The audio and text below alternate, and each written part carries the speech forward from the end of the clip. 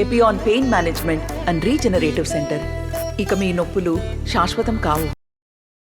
కేంద్రం తరఫు నుంచి కేంద్ర మంత్రివర్యులు స్టీల్ మరియు రూరల్ డెవలప్మెంట్ ఎంప్లాయీస్గా ఉన్న ఫగ్గున్ సింగ్ కులస్తే గారు వచ్చినందుకు నాకు చాలా ఆనందంగా ఉంది. వారికి నా హృదయపూర్వక ధన్యవాదాలు తెలియజేస్తున్నాను.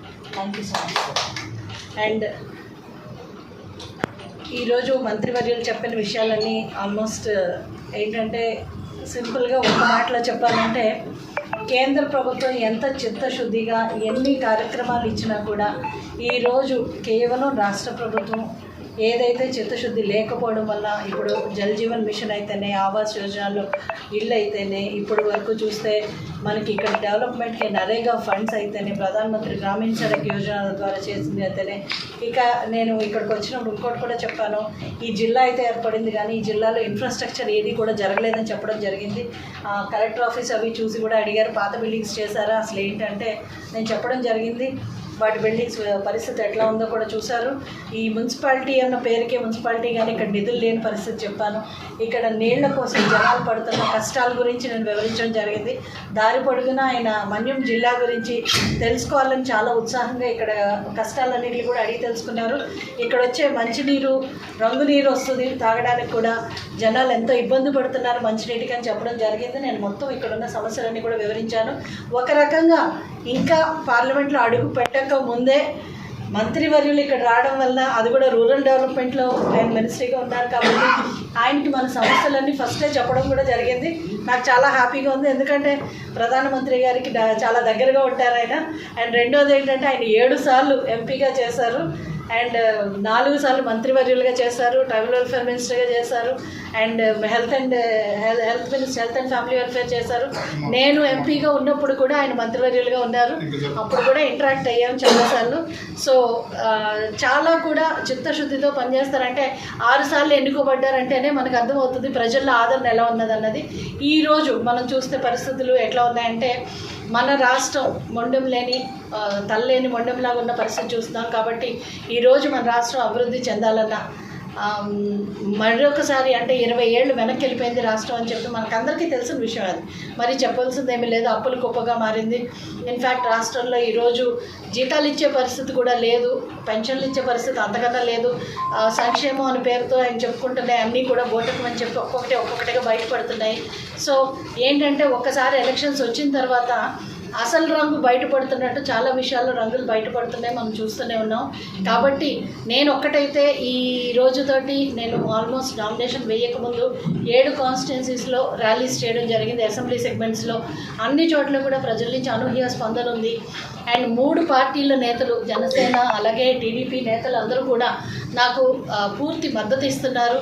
అండ్ ప్రతి ఒక్కళ్ళు కలిసి అంటే ఎలాగైనా సరే ఈ రావణాసురుని మనం ఎట్టి పరిస్థితుల్లో రావణాసురుని వధ చేయాలి అన్న ఉద్దేశంతో ప్రజలు కూడా సంకల్పించుకున్నారు. ఈరోజు మనం చూస్తుంటే ప్రజల నుంచి వచ్చే స్పందన చూస్తుంటే మేము వెళ్ళి ప్రజలకి ఇక్కడ ఏం అన్యాయం చెప్పింది అన్న పరిస్థితిలో లేము, ఎందుకంటే వాళ్ళే మనకు వచ్చి చెప్తున్న పరిస్థితి. ఎక్కడికి వెళ్ళినా కూడా అదే పరిస్థితి, ప్రజలే తిరగబడుతున్నారు ఈరోజు. ఎందుకంటే ఇన్నాళ్ళు కొంచెం భయపడ్డారు, ఏమన్నా కేసులు పెడతారు, ఎందుకంటే చాలా కేసులు పెట్టారు, చాలా రకాలైన దుర్మార్గపు చర్యలు చేపట్టడం జరిగింది. కొన్ని వేల కేసులు రిజిస్టర్ అయిన పరిస్థితి చూస్తున్నాం 2019 నుంచి 24 వరకు. సో చాలామంది భయపడుతూ చివరికి వాళ్ళ ఆస్తులు కూడా ఈరోజు ఆస్తికి ప్రాణ నష్టం కలుగుతుంది, ఆస్తి నష్టం కలుగుతుంది, పరువు నష్టం కలుగుతుంది అని చాలామంది బయటికి రాలేదన్నాడు. కానీ ఇప్పుడు ధైర్యంగా నేను ఒక్కటే భావిస్తున్నాను, ఇప్పుడు కూడా బయటకు వచ్చిన వాళ్ళు ఉన్నారు, రాని వాళ్ళు ఉన్నారు. ఎందుకంటే సైలెంట్ ఓటింగ్ జరిగే పరిస్థితి ఉంది ఈరోజు స్టేట్లో. ఎందుకంటే అందరూ కూడా ఇంకా భయభ్రాంతులు చేసి, ఇప్పుడు రంపచోడవరం నియోజకవర్గంలో చూస్తుంటే ఇప్పటికీ పిలిచి వార్నింగ్లు ఇస్తున్నారు, రాత్రిపూట్లే తిరుగుతున్నారు ప్రచారానికి అని చెప్తున్నారు. అంటే ఎలక్షన్ కమిషన్ చూస్తూ కూడా ఇలాంటి సంఘటనలు మేమైతే రిపోర్ట్ చేయడం జరుగుతుంది.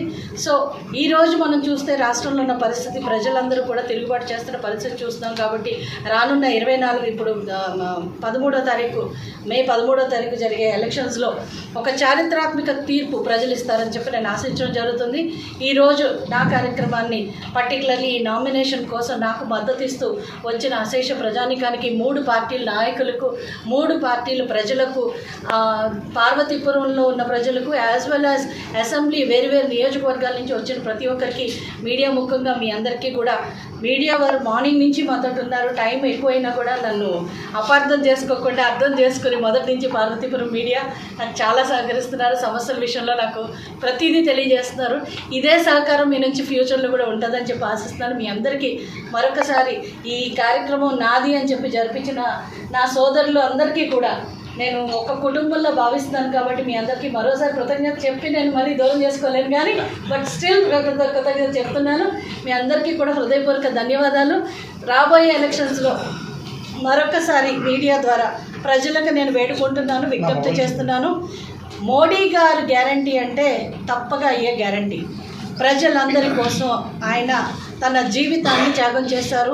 ప్రతి ఒక్క పేద ప్రజలకు కూడా ఆయన ఇచ్చే ఆఖరి బిందువు వరకు చేర్చడానికి నేను అనుక్షణం ప్రజలతో మమేకమై పనిచేయడానికి సిద్ధంగా ఉన్నాను. కాబట్టి నన్ను మీ అమూల్యమైన ఓటును ఎంపీ అభ్యర్థిపై ఉన్న నాకు కమలం గుర్తుపై వేసి గెలిపిస్తారని ప్రార్థిస్తున్నాను. అలాగే ప్రతి అసెంబ్లీ నియోజకవర్గంలో కూటమి అభ్యర్థులు ఎవరైతే పోటీ చేస్తున్నారో ఇక్కడ విజయ్ చంద్ర సైకిల్ గుర్తుపైన, అట్లాగే మిగతా నియోజకవర్గాల్లో సాలూరులో సంజయ్ రాణి గారు, అట్లాగే కురుపాంలో జగదీశ్వరి గారు, పాలకొండలో జనసేన తరఫున పోటీ చేస్తున్న జయకృష్ణ గారు, and at the same time రంపచోడవరంలో మిరియాల శిరీషాదేవి గారు, పాడేరులో ప్రస్తుతం గిడ్డి ఈశ్వరి గారు పోటీ చేస్తున్నారు. కాబట్టి వారందరికీ కూడా తమ అమూల్యమైన ఓటును వేసి గెలిపించాలని చెప్పి